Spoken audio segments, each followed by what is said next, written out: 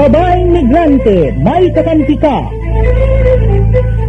Programang magtataguyod, kikilala at magbibigay halaga sa mga babae, ina, asawa, kapatid at anak na nakipagsapalaran sa ibayong dagat sa adhikaing mapabuti ang kalagayan ng kanilang mga mahal sa buhay. Babaeng Migrante, May Kakampi Ka. Programang hatid ay makabuluhang pagsasabula, talakayan at impormasyon. Handog sa inyo ng kapisanan ng mga kamag-anak ng migranteng manggagawang Pilipino. Babaeng Migrante, May Kakampi Ka.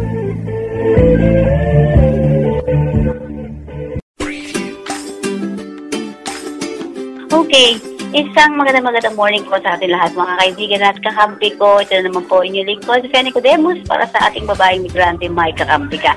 And of course, this is our last Saturday of the month.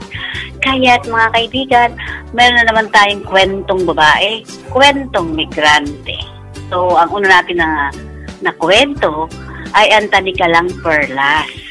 Na kung saan si Perlas, si Anita at si Maming ay makikipagsapalaran sa Tanikalang Perlas.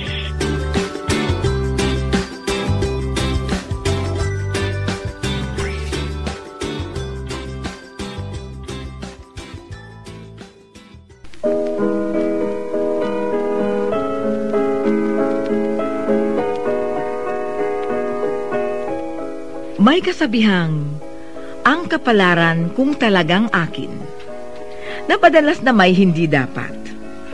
Narito po ang kwento ng magkakaibigan sa kanilang dinanas na karanasan na aming pinamagatang Tanikalang Perlas.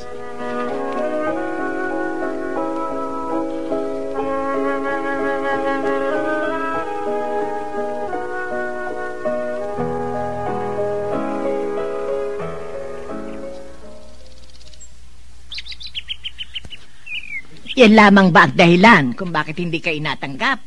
Aba, anong klaseng bansa ito? Paano kung katulad nitong mahirap tayo at sa isang probinsya lamang kayo nakapagtapos? Ibig sabihin yan, hanggang dito na lamang kayo? Standby na lang? Wala po tayong magagawa, Inay. Yun daw po ang patakaran ng kumpanya. Kinukuha lamang nila ang mga nagtapos sa lungsod. Mga bata pobre! Talaga namang ang bansang ito para sa may kaya lamang. Nay, wag na kayong magalit. Makasasama po sa inyo. Nag-usap na po kami ni Naninita. Maghahanap kami ng trabaho kahit sa abroad.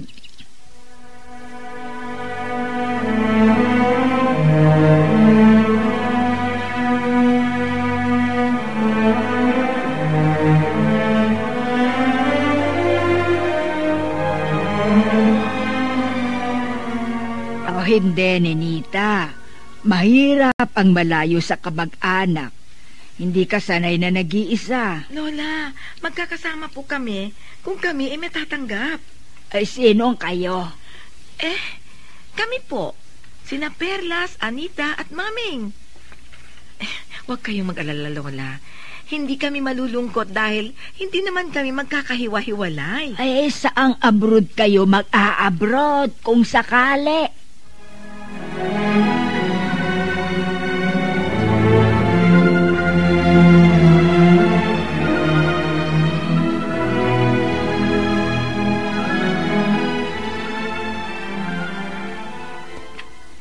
Backdoor? Anong ibig sabihin sa backdoor tayo dadaan? Backdoor? Di sa likod. Doon sa Mindanao tayo lalabas. Mindanao? Ang layo naman. Mamamasahe pa tayo niyan. Saan bang bansa ang pinag-uusapan natin, ha? Sa Brunei, Ninita. Brunei, naku, di ba? Bansa ng mga... ang alam ko, Muslim country ang Brunei, Ay, naku, kahit anong country. Basta makapagtrabaho tayo. Maming, sigurado ka ba sa kausap mo tungkol dyan? Sabi ni Kasim, magbayad lamang tayo ng tag 30,000 pesos. Ano? 30,000 pesos lang? Baka naman dyan lang yan sa tambo. Hindi naman. Kasi kakilala siya ng kaibigan ko. Malapit lamang daw ang Brunei kung sa Mindanao tayo manggagaling. Di kung ganon, uuwi muna ako. Hindi ko alam kung saan magdidilihensya ng 30,000 pesos. Ay, naku, ako rin. Kung wala akong 30,000, kayo na lamang lumakad.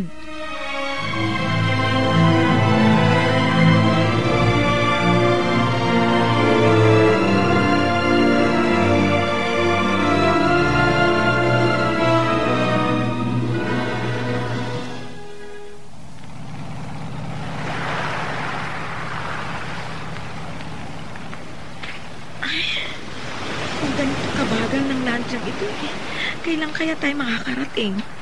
Anong ginagawa mo, Perla? Naglilista. Halos mawala pa lang lahat ng aming mga hayop. At isang bahagi ng sakanang itay kong nakasanla. Ikaw lamang ba?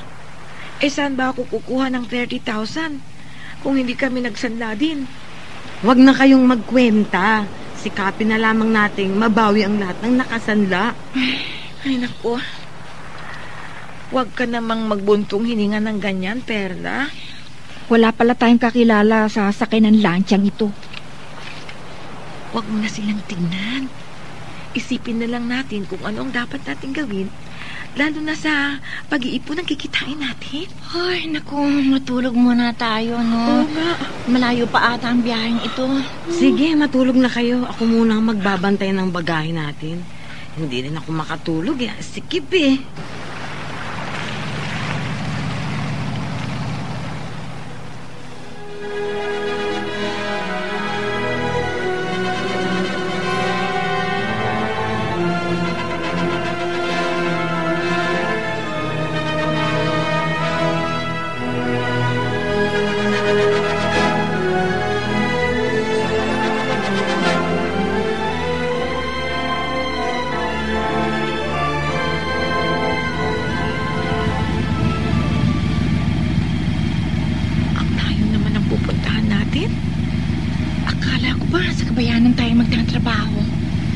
Baka factory, di ba? Ang mga factory nasa labas ng kabayanan. Ay naku, kahit saan. Basta, gusto ko munang mahiga man lamang.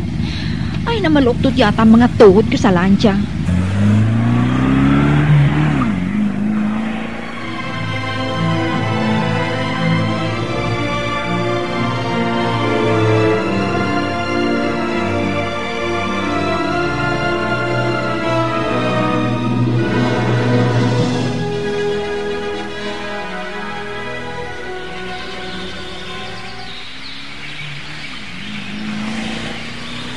Aba, parang kagubatan itong pinupuntahan natin. Itanong nga natin kung nasaan na tayo, Mami. Hey, sir, hello? Yes? Where are we now? Is the place far yet? We are here. Aba, nandito na daw tayo. Teka, kagubatan itong nakikita ko Ayun na yun, oh. May nakikita akong liwanag doon. May bahay na nga. Kaya lang, parang madilim. Oh, ayan, tumigil na tayo. Dito tayo magtatrabaho? Sa gitna ng kagubatang ito? What are you waiting for? Come down now. This is the place of your work. Hurry! Follow me. It is very late. Hindi pa kayo natatakot? Ang dilim naman ang kapaligiran. Ay, parang jungle sa Africa ang lugar na ito eh. Tara na nga, baka may maligaw pang leon dito. Ay, sandali, wag niyo akong iwan.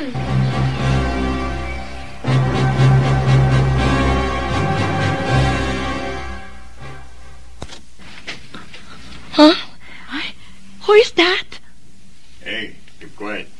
You got a visitor. Get ready. Huh? Anong visitor?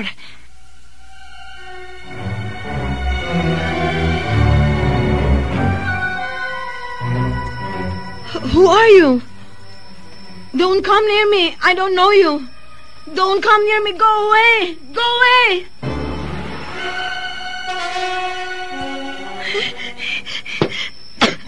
Wag! Bitiwan mo ako! Hayop ka! Animal! Bitiwan niyo ako! Help! Saklolo! Help me! Help!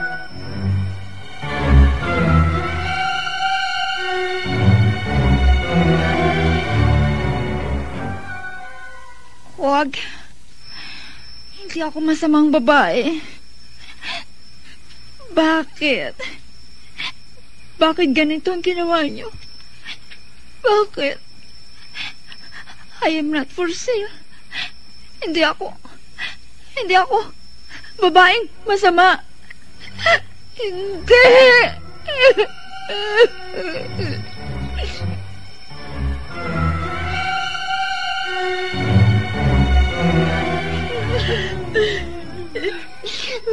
Hindi nila ako tinigilan hanggat hindi ako nakagulapay. Bakit ganoon ang trabaho natin? Ginawa nila tayong mga babae nagbibili ng laman. Hindi ko matatanggap ito. Anong sasabihin ng mga inay ko? Kailangan makalabas tayo ng bahay na ito. Mamamatay tayo rito. Para tayo nakabilanggo sa hawla. Ang dilim. Wala man lang tayong matanong sa labas. Ang malas na natin. Anong gagawin natin? Paano tayo makakalabas dito? Tatakas tayo. Kahit anong mangyari, tatakas tayo. Quiet!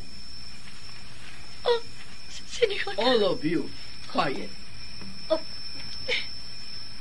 Why do you cry, eh? You want to work, you work. Hayop kang babae ka. We are not prostitutes. We came here to work, not to be prostitutes. You fooled us. You bitch! Walang yak ka! Ha? Walang yak! Yak! You must all pay your debts. Transport, food, and clothing. What? Hetong clothings mong mabaho pa sa'yo. We will not pay for those old sacks of yours. Isauli mo nga sa kanya mga tapong damit na yan. Tama! Isuli natin. No! Saksak mo sa bibig mo! Ayun!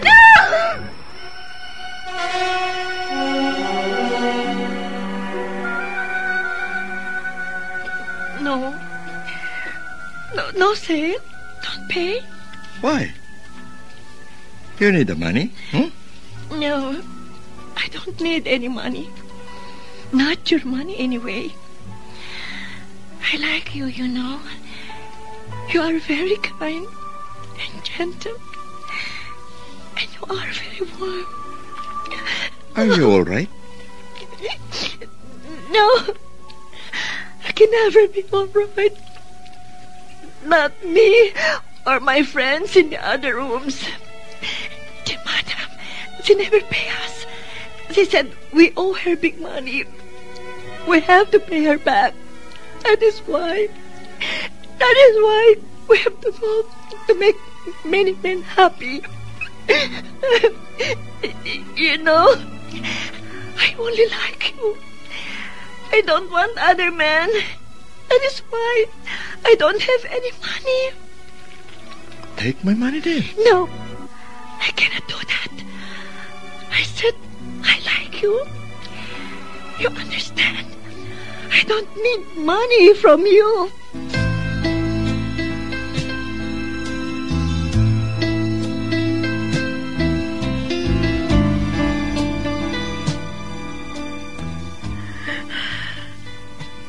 Bakit ganito? Para kaming mga bilanggo sa mga kwartong ito. Ba't kami nagkaganito? Hindi kami masasamang babae. Ang walang hiyang babaeng yun. Kasing pangit ng mukha niya na pagkagama niya sa pera. Kailan kami makakawala rito? Kailan? Hindi na ako tatagal pa sa buhay na ganito. Inay! Inay, nasaan ka? Kunin niyo ako rito!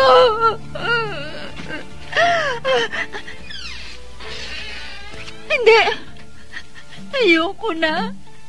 Huwag kang pumasok dito. Hayop ka! Papatayin kita! Huwag! Bitiwan mo ako! Bitiwan mo ako! What?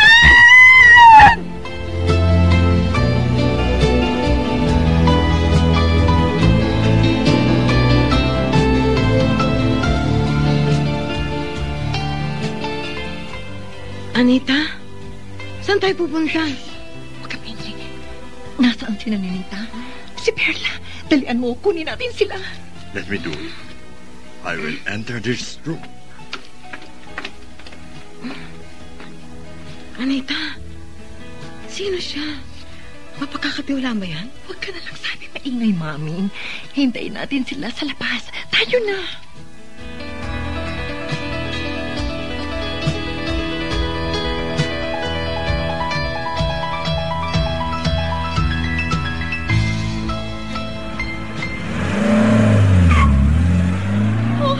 Salamat. Nakahinga na tayo ng maluwag. Bella, ka na umiyak. Malayo na tayo. Siya si Sukin. Nobyo ko siya. Siyang tumulong sa atin para tayo makalabas sa impyernong yun. Salamat, Sukin. Thank you. Hindi pa siya mapapahamak sa ginawa niya. Ken, what are you going to do after this? I go to Hong Kong. I'll write you from there. Good luck to all of you. Thank you. Believe me. Good luck.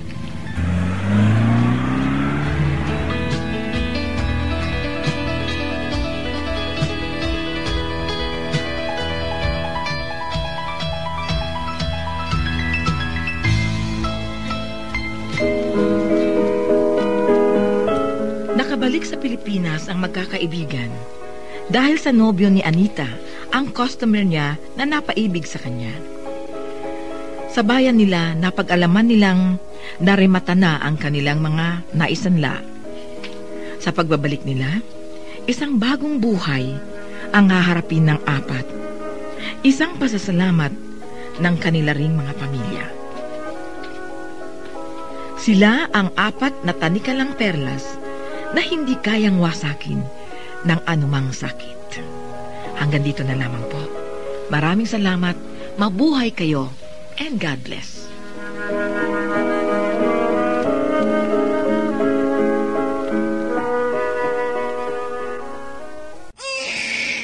Pare, nanganak na si Commander. Pa talaga? Magkano damage? Ang laki siguro niya, no? Hindi naman. Kasi PhilHealth member ang kumari mo. Buti na lang at bukod sa updated na kontribusyon, updated din ang member data record o MDR niya. Ang laki na ng bawas sa binayaran namin. Bayad na ang bill, hindi pa nagalaw ang pambinyag namin. Para sa walang hassle na pagkakamit ng inyong benepisyo sa PhilHealth, siguraduhin updated ang inyong MDR o anumang pagbabago sa inyong personal na impormasyon tulad ng civil status, pagbabago ng tirahan, dagdag na dependents at iba pa. Para sa karagdagang detalye, bumisita sa alinmang tanggapan ng PhilHealth. Tumawag sa 441-7442. Pabahay ang pangunahing benepisyo ng Pag-ibig Fund. Pero marami sa atin ang may pangangailangan sa kalusugan, edukasyon at pang-araw-araw na buhay. Kaya ngayon, may Pag-ibig Loyalty Card. Sa Loyalty Card, maraming gamot, mas mura. Tuition fee, mas mababa. At LPG, bawas presyo. Simula pa lang ito ng maraming dagdag ginhawa ng Pag-ibig Loyalty Card. Patunay na naman, sa pag-ibig ang pinaghirapan, may katuparan. May mabuting pagkakataon para sa aming mga OFW na mas makaipon pa. Buti na lang may SSS FlexiFund. Manatag loob ko sa aking ipon. Garantisadong may dagdag kita. Sa FlexiFund, ang pinaghirapang kitain alalagay sa ipong mas may pakinabang. Pwedeng pang matrikula, bahay, negosyo. Pagretiro ko, mas ginhawa. Mga kababayan, para sa dagdag ipon, mag-SSS FlexiFund na. Makipag-ugnayan na sa SSS tungkol sa FlexiFund. May mas mataas na interes, dagdag kita, garantisado.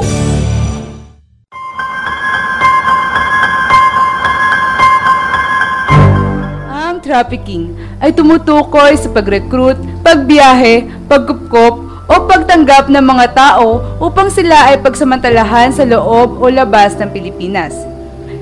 Gaya na lamang ni Annie, isang biktima ng illegal recruiter na pinangakuan ng magandang trabaho at mataas na sweldo. Ngunit pagdating sa bansang Brunei ay pinagsamantalahan lamang ito ng kanyang amo. Lolo! Help me! Maging alerto at huwag basta maniniwala sa mga hindi lisensyadong recruiter. Upang makasiguro, tumawag lamang sa POEA hotline 722-1144 or 722-1155. Isang paalala mula sa kakampi at ng himpilang ito.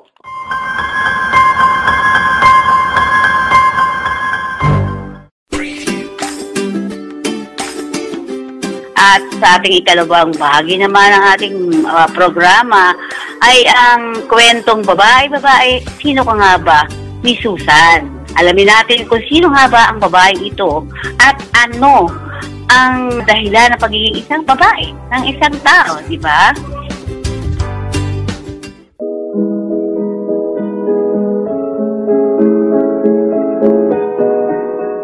Ano ba ang tunay na katauhan ng isang babae? Ano nga ba talaga ang papel ng mga babae sa mundong ito? Ano-ano ba ang mga karapatan ng isang babae bilang ina, asawa, at isang nilalang? Babae. Sino ka nga ba?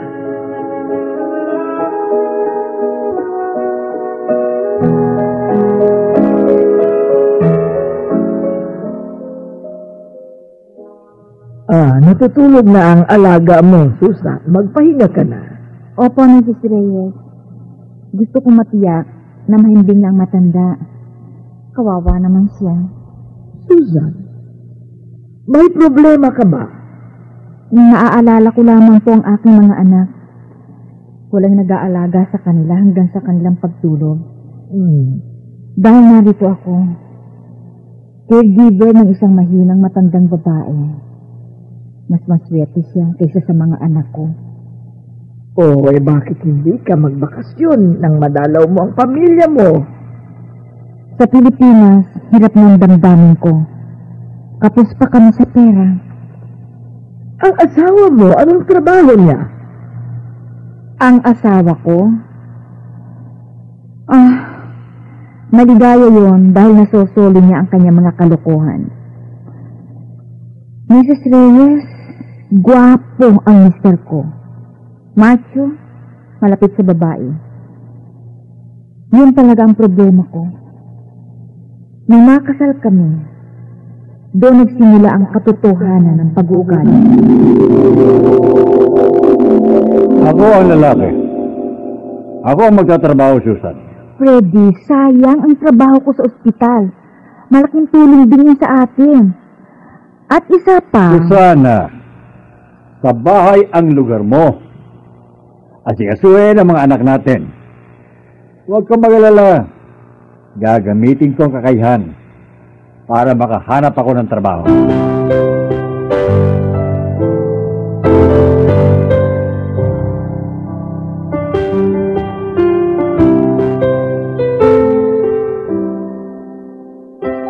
Bakit kulang ito, Freddy? Ito ang listahan ng perang kailangan sa linggong ito. Hindi ka ba marunong mag-budget? Pagkasi mo na yan. Ako na mag-iipon ng natitira sa sweldo ko.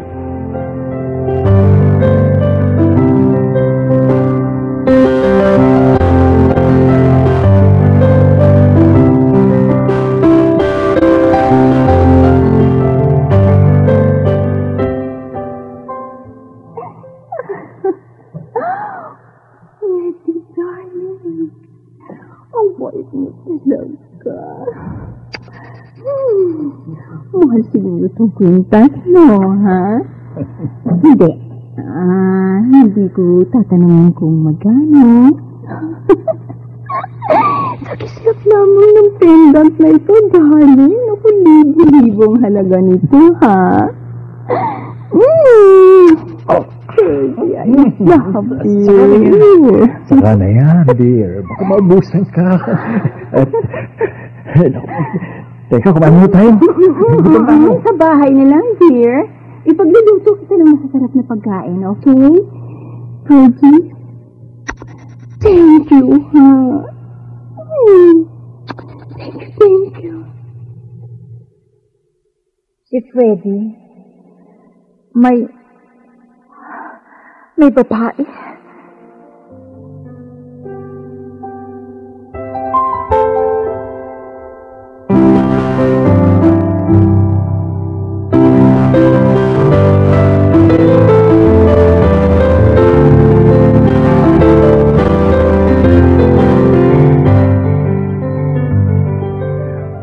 Pinagsasabi mo babae ka!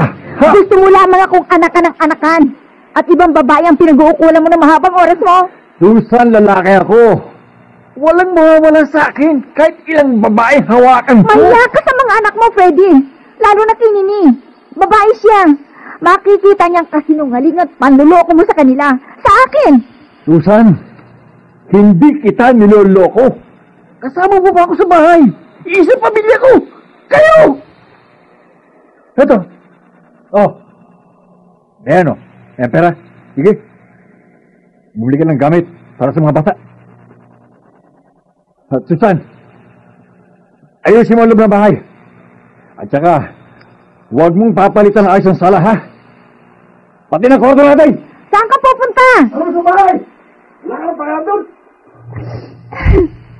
Nay, bakit ka umiyak? Ha? Nini, ay walang ano man ito. Nag-away niyo naman kayo ng itay? Nini, may iba ng mahalang itay mo. Hindi na niya ako kailangan dito. Lima na kayo. Nasa kolehiyo ng dalawa mong kuya. Hindi sapat ang ibinibigay ng itay mo. Hindi ako papayag na mawaldas ang pera ng itay mo at mahinto kayo sa pag-aaral niyo.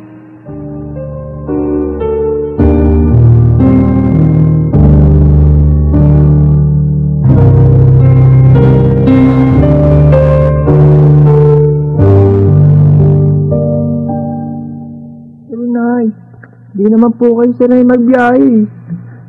Alam niyo po, marami na disgrasya sa abroad, Nay. Mga anak, isang bagay lamang ang pag-a-abroad ko. Ang masuportahan kong pag-aaral niyo hanggang may nalalabi pa akong lakas. Ilihin niyo sa inyong itay ang bagay nito, ha? Isinusumpa ko. Igagapang ko ang kinabukasan niyo.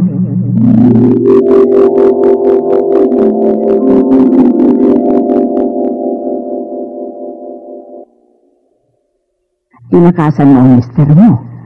Wala nang kabunuan ng buhay ko sa piling ni Freddy. Hindi ko napapigil ang pagkababairo niya at pagtatapon ng salapi sa kanila.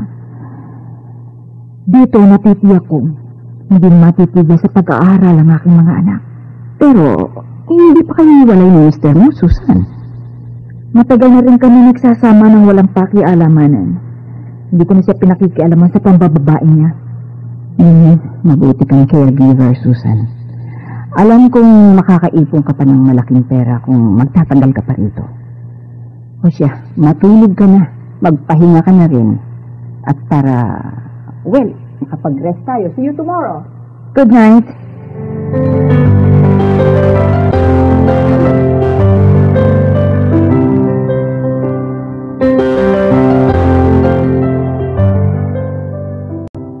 Alam kong higit akong matanda kaya sa iyo, Susan. Pero napakabata pa naman ang puso ko at maalag kang magmahal. Vincent, napakabuti mo at matapat na tao. Hindi gulang ang batayan ng pagmamahal. May asawa ako't mga anak sa Pilipinas. Hindi ko naman inaagawan ng pagmamahal ang mga anak mo. Para patunayan ko sa iyo. Kung gusto mo, mapipetisyon ko sila. Magkakasama kayo rito. Pati ng mga anak ko. Alam ng aking mga anak ang aking sariling kaligayahan. At kailanman, hindi sila magiging hadlang. Mula nang mamatay ang kanilang mama, ngayon lamang ako muling umibig. Hayaan mo akong mag-isip, Vincent. Caregiver lamang ako dito sa Europe. Puti ang mga anak mo. Baka... Iisa ang kulay ng puso, Susan. Ano man ang kulay ng balat ng tao, pero hindi kita mamadaliin. Maghihintay ako. At huwag mo lamang kong bibiguin. Dahil ikamamatay ko.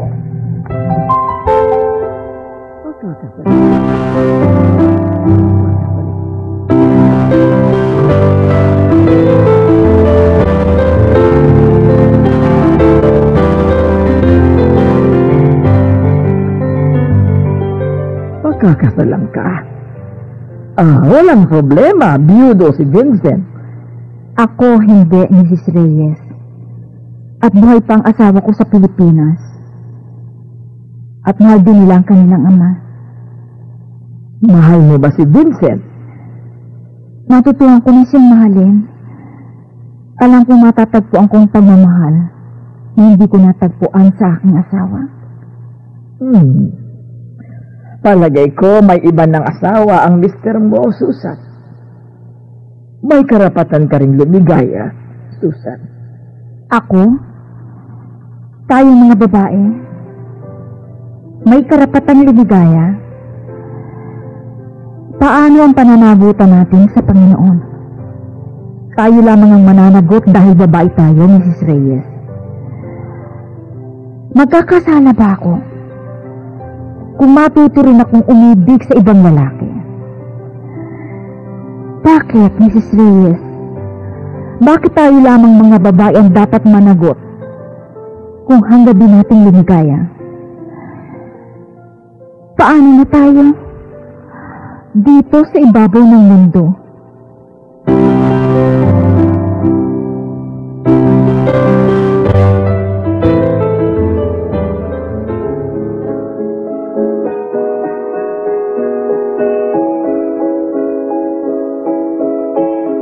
Ang buhay ni Susan sa Europa ay masasabing maligaya kahit malayo siya sa kanyang mga anak.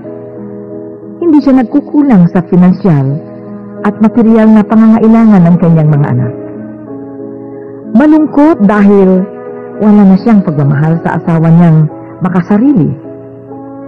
Dapat sana'y maligaya din kung matatapatan niya ang pagmamahal ng isang lalaking tunay na magpapaligaya sa kanya.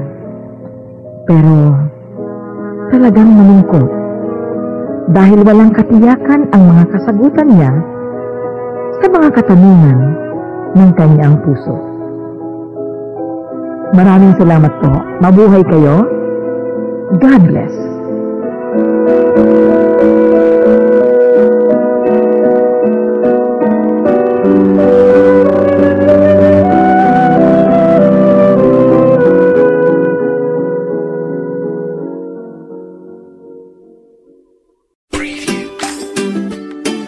At para sa ating ikatlong bahagi naman ng ating programa dito sa ating kwentong babae, kwentong migrante, ito naman ay si Remia Matias, ang paglikas. Tingnan po natin mga babae at kakampi ko kung paano nga ba ang ating mga OFW ay naghirap. Ang paghihirap na ito bilang isang OFW, lalo na kung dadaan sila sa mga proseso, halimbawa katulad ng nangyari sa Kuwait noong unang mga panahon, ay dumana si Remia Matias ng tinatawag na paglikas. So, napakahirap po ng ginawa ng mga karakter natin dyan sa paglikas mula sa isang sigalot, ika nga parang isang gera, no?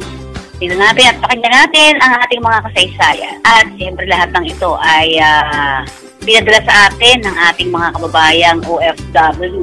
No? At kung sino dun sa mga iba pa po na gusto magpadala ng inyong mga kwentong babae, kwentong migrante, dito lamang po kayo magpadala sa atin sa Babaeng Migrante May Kakampi Ka. And of course, pwede nyo i-email sa akin sa mafenicodemus@yahoo.com. So, kayo pong lahat ng mga OFWs, naanyayahan po namin kayo na magpadala ng inyong mga kwentong babae, kwentong migrante, sari po, mga love stories, lahat pwede niyo po ipadala dito sa ating programang Babaeng Migrante May Kakampi Ka.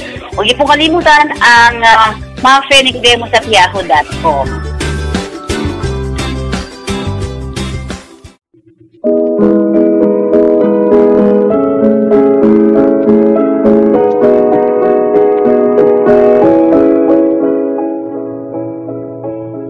Ang buhay ng migrante ay masaya habang may kinikita. Sa ating kasaysayan ngayon, tawagin nating Remia Matias, ang pangunahing tauhan ng ating kwento na aming pinamagatang Paglikas.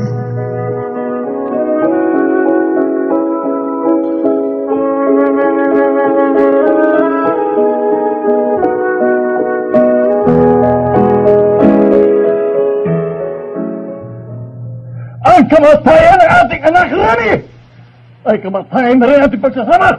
Mahal ko rin ang ating anak, Ferdinand. Hindi ko pa gustuhan na mamatay siya. Pero marami pa namang pagkakataon. Wala na. Wala na, Remy. Wala na. Katatawa tayo. Wala na rin lang ang kaisa-isa nating anak na nag-uugnay sa ating dalawa. Gusto mo maghiwalay na tayo, Ferdy? Kanya-kanyang buhay na tayo. Pero... Remy! Ikinalulungkot ko. Magpapaalam na ako. Ferdinand!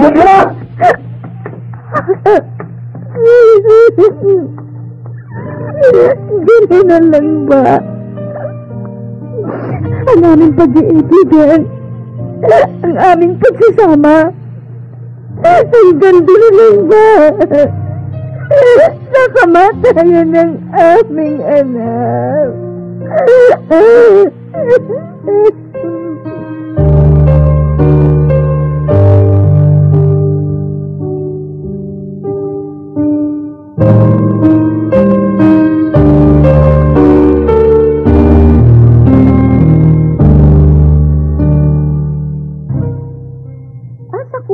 Ba naaprubahan, Remy?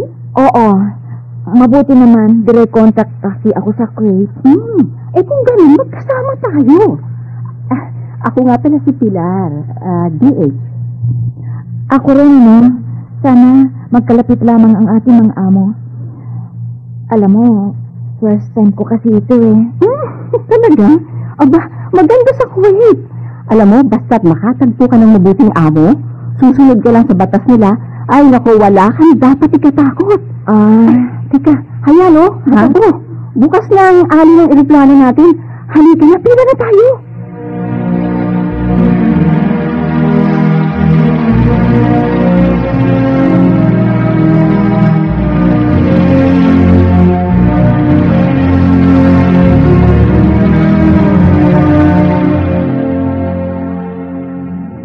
Remy, don't leave anything in the house unclean, okay? You know, I hate dust. You must wipe all dust in this house. You understand? My children are all allergic to this. Yes, madam. Dusting is not hard to do, you know. And don't leave any glasses, plates, and utensils out of the cabinet. Here. You see this? I told you don't stop cleaning until you see your face on this table like a mirror. Okay?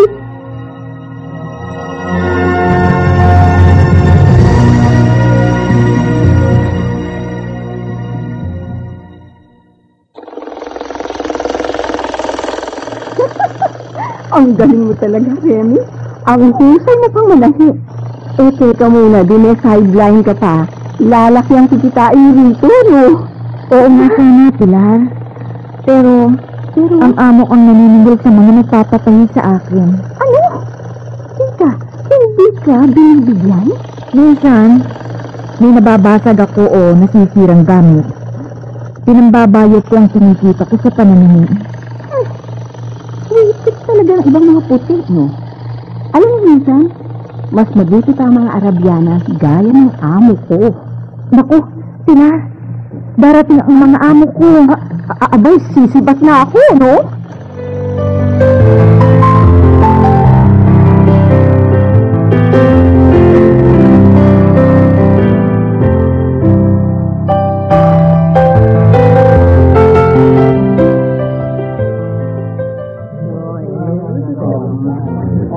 Ha? Di ko ilusod ang mga kanot at magkakagera dito. Kaya nga pinaghahanda na kami ng aming employer. Ganon? Pero alam mo, ayoko pang umuwi sa atin. Ano, Pilar? Hindi ka uwi, delikadong tumigil dito. Papasok ang mga Iraqi dito sa Kuwait. Kailangan natin lumikas. Lilikas ako, pero hindi ako uuwi sa atin. Ha? Pilar, totoo ba? Totoong pinaalis na tayo? Lilikas na ang mga amo nila. Anong gagawin natin dito? Sasakupin na ng Iraq ang Kuwait. Ha? Hira na, Remy. Nahibibinig mo, kailangan natin lumikas. Pero, hindi tayo ang kaaway ng mga Iraq. Ewan ko sa inyo. Pero ako, gagawa ko ng parang makasakay patungong ibang state ng Saudi.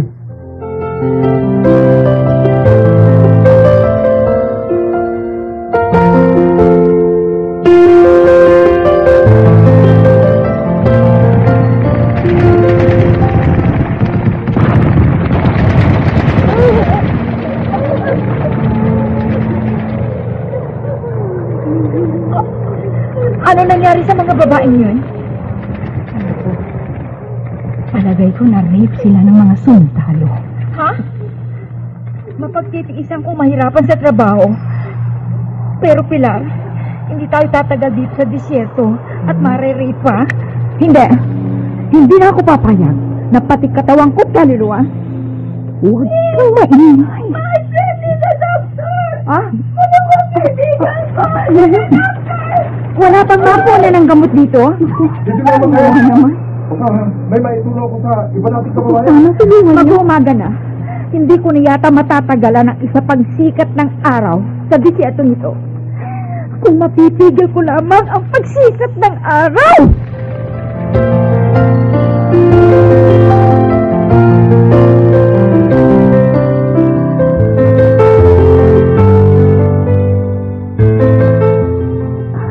Pagod na ako. Mauna ka na. Huwag kang paiiwan sa grupo, ha? Sumama ka ng lumika sa kanila. At iiwan kita rito, sa gitna ng disyerto. Kera naman yung Remy. Iligtas mo sarili mo. Mamatay na tayong dalawa rito. Halika, tutulungan kitang makatayo. Sige, tulungan mo ang sarili mo. Makakaya mo. Pilar, lakasan mo ang loob mo.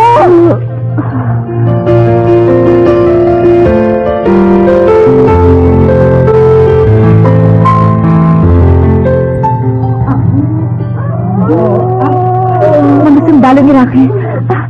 Anong ginagawa nila dito? Remy, kailangan maglagay tayo ng grasa sa mukha. Ha? At bahagi ng ating katawan. Ha? Ayoko makatawag tayo ng pansin sa mga sundalo niyan. Hindi ka ba nagugutom?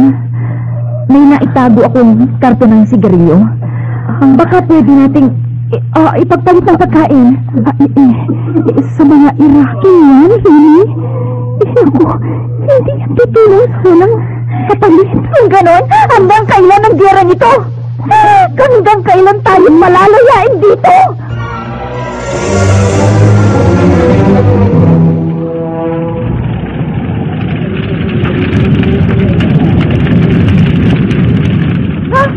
Pilar!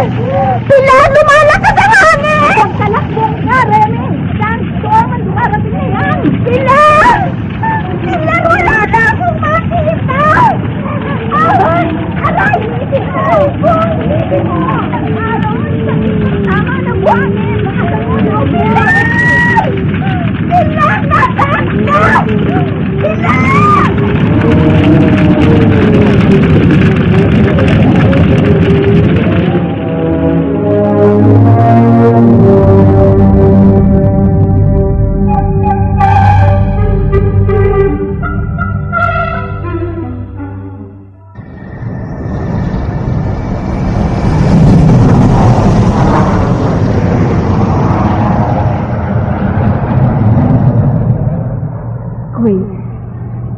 Anong saya at anong laging sa karanasan sa buhay ko. Salamat. Natapos na rin ang giyera. At malaya na uli ang Kuwait.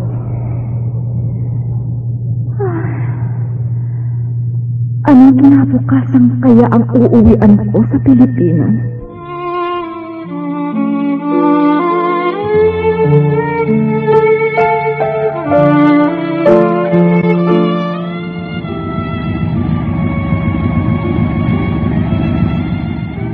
Ang bayan kong Pilipinas. Mataas pa rin ang halaga ng mga bilihin. Malungkot ang mukha ng mga tao. Maliban sa mga gusaling magkakanta. Pangit pa rin ang bahay ng mga squatters. Pati pamasahe. Ang taas na pala. Puro subdivision na ang mga dating sakahan. Umunlad ang pisikal na kondisyon ng bansa. Oo. Pero, ang kondisyon ng mga tao, madaing.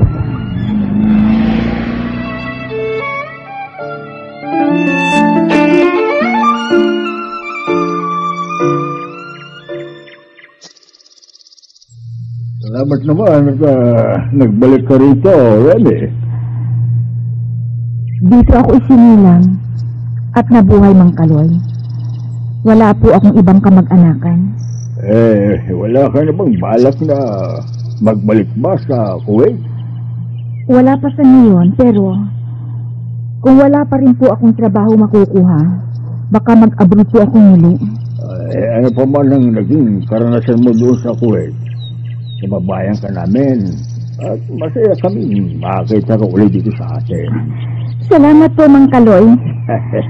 Kung hindi po magbabago ang takbo ng buhay dito sa atin, kung puro politika pa rin ang pag-aawayan ng mga pinunong bayan, kung wala pa rin mangyayari dito sa ating lugar, sigurado po hindi rin ako magtatagal dito. Salamat sa Panginoon. Nakabalik ako sa aking bayan ng buhay.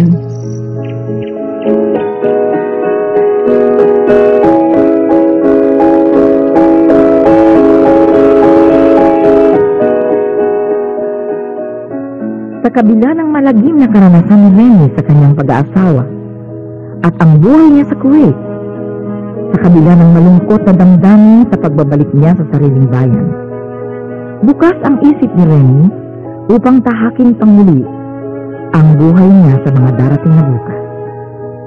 Salamat po. Mabuhay kayo and God bless.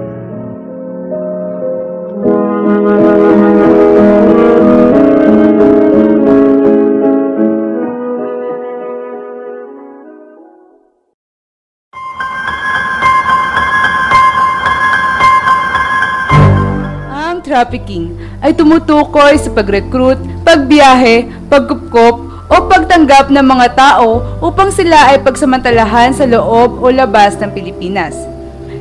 Gaya na lamang ni Annie, isang biktima ng illegal recruiter na pinangakuan ng magandang trabaho at mataas na sweldo. Ngunit pagdating sa bansang Brunei ay pinagsamantalahan lamang ito ng kanyang amo.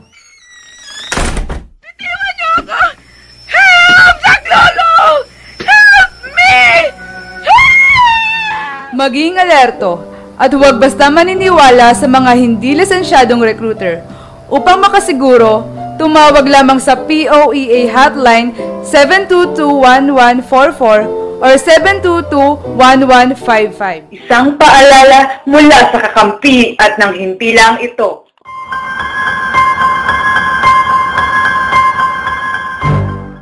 Pabahay ang pangunahing benepisyo ng Pag-ibig Fund. Pero marami sa atin ang may pangangailangan sa kalusugan, edukasyon at pang-araw-araw na buhay. Kaya ngayon, may Pag-ibig Loyalty Card. Sa Loyalty Card, maraming gamot, mas mura. Tuition fee, mas mababa. At LPG, bawas presyo. Simula pa lang ito, ng maraming dagdag ginhawa ng Pag-ibig Loyalty Card. Patunay na naman, sa pag-ibig ang pinaghirapan, may katuparan.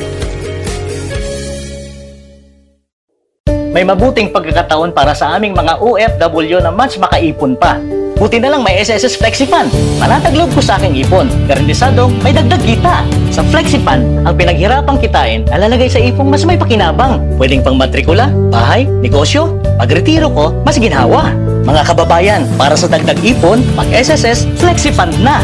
Makipag-ugnayan na sa SSS tungkol sa FlexiFund. May mas mataas na interes, dagdag kita, garantisado. Pare, nanganak na si Commander. Ba talaga, magkano damage? Ang laki siguro niya, no? Hindi naman, kasi PhilHealth member ang kumari mo. Buti na lang at bukod sa updated na kontribusyon, updated din ang member data record o MDR niya. Ang laki na ng bawas sa binayaran namin. Bayad na ang bill, hindi pa nagalaw ang pambinyag namin. Para sa walang hassle na pagkakamit ng inyong benepisyo sa PhilHealth, siguraduhin updated ang inyong MDR o anumang pagbabago sa inyong personal na impormasyon tulad ng civil status, pagbabago ng tirahan, dagdag na dependents at iba pa. Para sa karagdagang detalye, bumisita sa alinmang tanggapan ng PhilHealth. Tumawag sa 441-7442.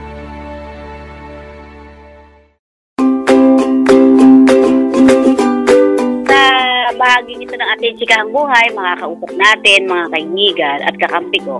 Walang iba kundi si Gina Espinosa, ng kaibigan ng OCW. Tingnan natin ang panig niya kung ano masabi niya tungkol doon sa pagbubukas daw ng mga random inspection ng DOC. Ito yung yung Bureau of Customs. So pero sa huling update natin ay pinatigil naman ito ni Pinoy ang random checking ng mga bagahe ng mga OFW.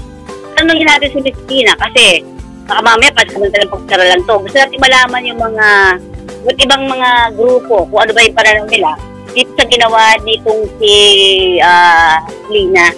Okay, Miss Gina, ano na masasabi pa pagdating doon sa yung pag-i-inspect nga ng mga bagahe? Tama ba o mali?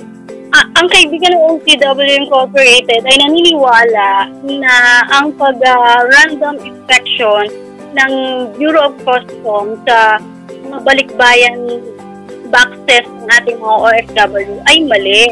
Ito ay paglapastangan o pagkawalang respeto sa mga pinaghirapan ng mga OFW at sa privacy at sa kanila sa right of privacy. Kasi kung makikita nyo yung pinalabas sa TV at sa mga FB na yung mga binuksang mga bagahe na balikbayan box, ang ganda-ganda ng pagkakaayos. Tapos ngayon, makakarating mo sa pamilya mo na wasak, di ba? Para bang walang respeto talaga. At salamat at pinahipon ng ating Pangulo ang pag-i-inspection na ito. Pero hanggang kailan? Baka mamaya uulitin na naman nila. Kasi parang binibigyan nila ng pagkakataon yung ibang mga tao na manamantala. Dahil nabuksan na nila di ba? So hindi tama at hindi maganda. Yun lang po. Okay, at sa pananaw din natin sa kakampi, masasabi natin yan, hindi talaga tama na buksan mo ng gano'n na lang yung mga bagahe. Samantala sinasabi nga ni Miss Gina, ang tagal, di ba? Ang tagal natin na yung mga OFWs, di ba? Inipon mo yan halos buwan, no? Talagang para ilagay mo lang sa isang lalagyan. Tapos biglang bubulat-latin mo lang ng basta-basta, di ba? At tungkol naman doon sa usapin ng, siguro Miss Gina, ito mga mo rin tungkol sa usapin naman ang sinasabi nila, baka may mga droga, baka merong mga baril daw at bala, yung mga bagahe. Ano masasabi mo doon? Una pa lang, kung ang isang OFW ay magpapadala ng bagahe dun sa shipper, sinicheck mabuti kung ano laman ng mga yan. Pero kung pagdating dito, may X-ray machine na pwedeng mag-detect kung ano man yung mga illegal na bagay na inilagay nila doon sa sa bagahe na yun. Kaya hindi pa rin nararapat na buksan ito isa-isa. At the same time, di ba, meron pa K9 na para makaamoy kung may droga man doon sa bagahe na yun. So talagang mali ito, hindi tama. May mga bala naman doon. May mga pati naman, kasi nai-scan naman yan sa X-ray machine naman, makikita yung mga bagay na yan.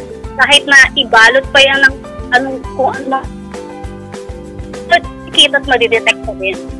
Siguro ang gawin ng gobyerno ngayon, kung ang ating X-ray machine hindi pa ganun ka kalinaw o ka high-tech, doon sila siguro kailangan magtuon ng pansin, magsagawa ng ganitong klaseng X-ray machine na talagang malinaw makikita kung ano yung laman ng buong bagahe. Yun. At siguro nga talagang dapat right to privacy, sinasabi mo nga, At talagang mga kaibigan at kakampi ko, talaga namang walang karapatan ang sino man na kalkalin ang bagahe. Dahil ito nga binayaran na at the same time ay di talaga maganda na paningin ko ang inyong likod mga kaibigan. At siguro makakahanap pa tayo, maya lang, makakahanap pa rin tayo ng mga ilang opinion pa mula sa ating mga kaibigan na nandito sa BUB Summit na ito. Tingnan natin, ano nga ba yung mga pananaw nila tungkol dito. Dahil alam ko ang Noto 550 Coalition ay isa sa nananawagan na dapat ay hindi dapat galawin o buksan ang mga bagahe.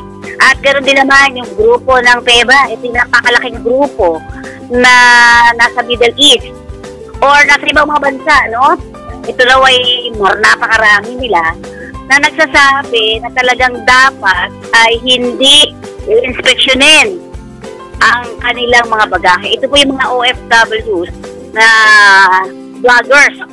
200,000 ang miyembro ng PEBA. Ito po yung grupo ng mga vloggers na kung saan ay medyo ayaw talaga nila at nananawagan sila na dapat hindi tuloy itong pagbubukas ng mga bagahe. Na kung saan ay tumututol dito sa random checking na to ng DOT. At meron din, alam ko magkakaroon din ng mag-dialogue with the BOC at itong coalition na kasama po ang kakampi. Yan. At naku, meron akong nababalitaan dito sa naririnig. Pero syempre hindi pa ito konfirmado. Pero paghandaan po natin to at ayon sa ilang mga naririnig kong balita dito sa summit na ginanap dito sa Crown Plaza, ay baka sa mga susunod na panahon ay magkaroon na ng mga taxes ang ating mga bagahe. Yan, isa yan. At pangalawa, baka yung remittance natin ay magkaroon na rin daw. Daw po ito hindi pa to kumpirmado pero naririnig ko lang baka daw i-tax na rin yung ating mga remittances. So ito ay nakakalungkot para sa mga OFW kung matutuloy dahil sa batas, no? Gina yung RA 10022 ay nagsasabing free ang mga OFWs pagdating sa usapin ng tax. So isa na nga dyan, yung Notify 50 na coalition, ito yung pagpasok mo kung wala kang OEC, magbabayad ka ng anong tawag dito? Ng terminal fee. Pagkatapos, pag nagbayad ka rito sa on-hand, terminal fee counter, paglagpas mo doon, pwede mong i-refund. Pipila ka na naman ulit. Nakakatuwa, Pero, para sa ating mga OFWs, dapat siguraduhin natin ang ating karapatan ay nasusunod po natin. Dahil kung hindi, dapat po natin igit at ipaglaban ang mga karapatan na ito dahil ito ay dapat na nalalasat natin o nararamdaman natin bilang isang tao at bilang isang OFW.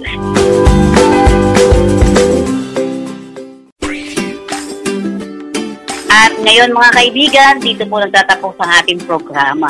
At sana naibigan ninyo ang Tanikalang Perlas, babae-babae, sino ka nga ba? At ang ikatlong programa ay ang paglikas.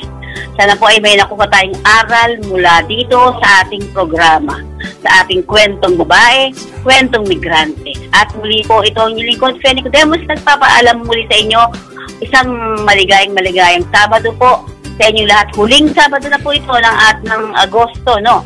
Kaya muli po, hinihintay namin ang inyong mga kwentong babae, kwentong migrante. Dito lamang yan sa ating babaeng migrante, May Kakampiga. Muli po, maraming salamat.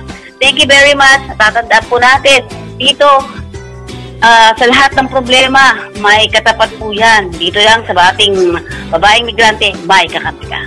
Muli po, nagpapaalam ang inyong likod, Fenico Demos.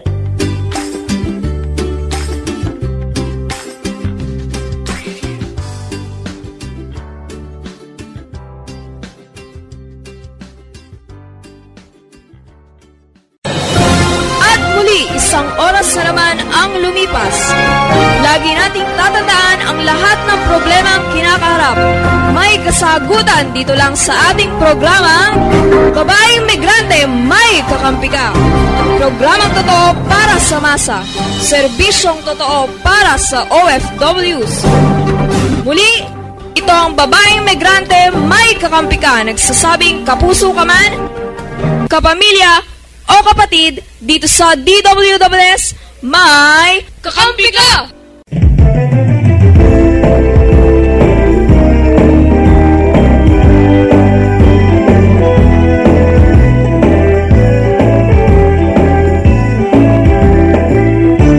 Inyong narinig ang isa na namang serbisyo totoo mula sa Babaeng Migrante, May Kakampi Ka. Maraming salamat po.